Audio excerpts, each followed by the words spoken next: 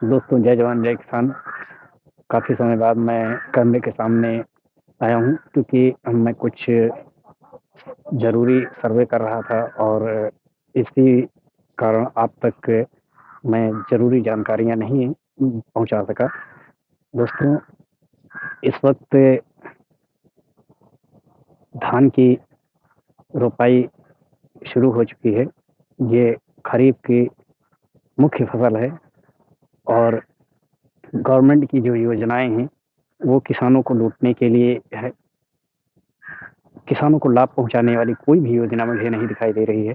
इसलिए मैं आप लोगों को एक अवगत कराना चाहता हूँ कि किसान भाइयों, इन योजनाओं का लाभ कैसे लें और कैसे इन फर्जी योजनाओं से आप अपना बचाव कर सकें। जैसा कि आप सभी लोग जानते हैं कि विगत वर्ष यानी सन 2021-22 में बारिश हुई और बहुत सारी खरीफ की फसल यानी धान की फसल डूब गई और हमारे किसानों का मेहनत, खून पसीना जो किया था, उसका फल नहीं मिल पाया और वो अधिकतर किसानों के खेत पड़े रह गए। जैसा कि मैं निकलता था, देखता था, वो धानों के खेत अभी तक की पड़े रहे और लिहाजा ऐसी योजनाएँ जो कि किसानों का लाभ ना पहुँचा करके किसानों को लूटना, तो उनसे किसान होशियार रहे। जैसा कि मैं आप सभी को बताना चाहता हूँ कि प्रधानमंत्री फसल बीमा योजना का लाभ तो कृषि विभाग है और बहुत सारे उसी से संबंधित अधिकारी या बैंक के कर्मचारी, बैंक वाले बताते हैं और उसकी बीमा प्रीमियम काट देते हैं और नुकसान हो जाने पर, जैसा कि सूखा पड़ जाए या बाढ़ आ जाए या ओलावृष्टि हो जाए, अन्य कोई भी दैविक आपदा आ जाए, तो ये बीमा कंपनियाँ हमारे किसान भाइयों को उसका लाभ नहीं देती हैं और हमारे किसान भाइयों को उनसे नियम शर्तें गिना करके वो बच जाती हैं। तो मेरे किसान भाइयों, मैं आपसे यही चीज़ कहूँगा, मैं मना नहीं कर रहा हूँ बल्कि आपको ये सचेत कर रहा हूँ कि आप बीमा करवाने से पहले उनके नियम और शर्तों को भली-भाँति जान लें, पढ़ लें। उनका जो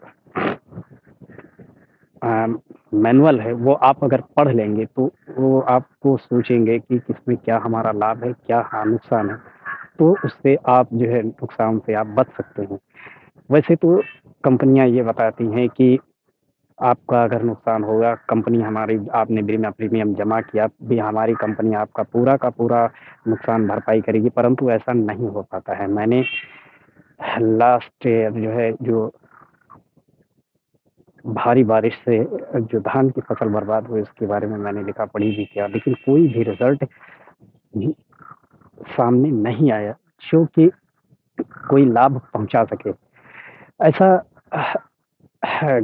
जारी किया गया था कि जिन लोग किसानों का लेवी पर धान जाता है, यानी मतलब सरकारी खरीद पर धान जाता है या फसल जाती है, तो अगर नुकसान होती है तो उसी के हिसाब से जो गणना कर कर के कि हाँ, कितना आया है, कितना है, उसी के हिसाब से उसके नुकसान की भरपाई किया जाएगा। लेकिन अभी तक की कुछ भी ऐसा नहीं हुआ जिससे कि हमारे किसान भाइयों को कुछ लाभ पहुँचे। तो मैं यही चीज़ कहना चाहता हूँ कि किसान भाइयों, आप सोचिए, हमारा देश, भारत देश कृषि प्रधान देश है और जिसमें 70% लोग कृषि पर निर्भर रहते हैं, परंतु अब इसका जो है रकबा घट गया है। आपको मैं बता दूँ, यही कारण है कि किसानों को खेती से बहुत सारा नुकसान होता है। ना तो उनको उनकी फसल का उचित मूल्य मिल पाता है और ना ही उनको खाद, बीज उचित दामों पर मुहैया कराया जाता है। अभी-अभी पिछले ही साल की बात मैं बता दे रहा हूँ कि 35% तक की हाइब्रिड धान खरीदने की मंजूरी दी गई। अरे साथियों, पहले इन्हीं सरकारों ने, पहले इन्हीं अधिकारी कर्मचारियों ने किसानों को हाइब्रिड बीज लगाने के लिए प्रोत्साहित किया। जब किसान हाइब्रिड बीज का इस्तेमाल करना पूर्णतया सीख गया, यानी पूर्णतया उस पे निर्भर हो गया, तब इन्हीं अधिकारियों ने किसानों को नुकसान पहुँचाने के लिए बोले, ये हम हाइब्रिड की खरीद नहीं करेंगे, या तो फिर आप हाइब्रिड बीज की जो कंपनियां हैं उसको पहले बंद कराएं। मैंने यही चीज़ उठाई थी कि साथियों, ये जो अधिकारी हैं, कर्मचारी हैं, जो कोई भी है, गवर्नमेंट हमारी सबसे पहले अपने हाइब्रिड बीज की जो कंपनियां हैं इनको जो है बंद करवाए, ताकि ये किसानों के पास जब बीज नहीं पहुंचेगा हमारा किसान इस्तेमाल नहीं करेगा। और मैंने ये भी कहा कि जब तक कि बीज मार्केट में उपलब्ध रहेगा हमारा किसान उसको इस्तेमाल करता रहेगा। कौन नहीं चाहता है कि हमें अधिक मुनाफा हो। हर हर व्यक्ति यही चाहता है कि हमें अधिक से अधिक मुनाफा हो। तो दोस्तों, मैं आपको अधिक न घुमाते हुए आपको मेन पॉइंट पर लेके चलता हूँ। तो साथियों, किसान भाइयों, जो बीमा की बात मैं कर रहा था, फसल बीमा की, तो इसकी खरीफ फसल की चल रही है समय, तो इसमें जो है 31 जुलाई तक समय दिया गया है बीमा का। तो इस बीमे को आप सोच समझ कर करवाइए।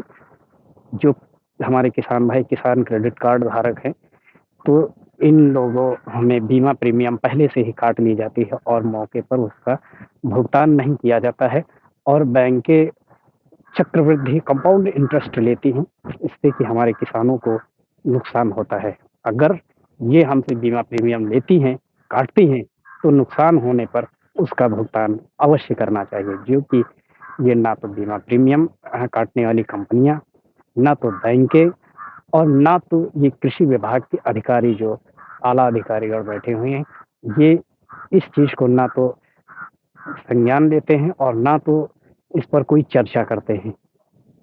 साथियों, इस बीमा से किसानों का कोई भी लाभ नहीं है।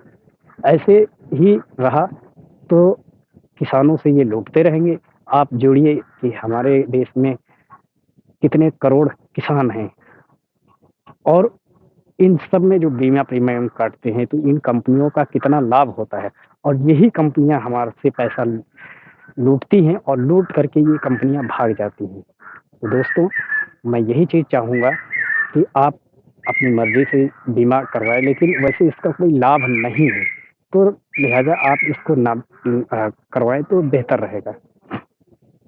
साथियों, ये खबर जो आपको हमें आप कमेंट बॉक्स में बताइए कि कैसी लगी, और इसका लाभ किस-किस को मिला है, प्लीज़ हमें कमेंट बॉक्स में ज़रूर बताएँ। और जो हमारी आपकी राय है, आप हमें ज़रूर बताएँ। साथ ही हमारी वीडियो को शेयर, लाइक और हमारे चैनल को सब्सक्राइब कीजिए। जय जवान, जय किसान।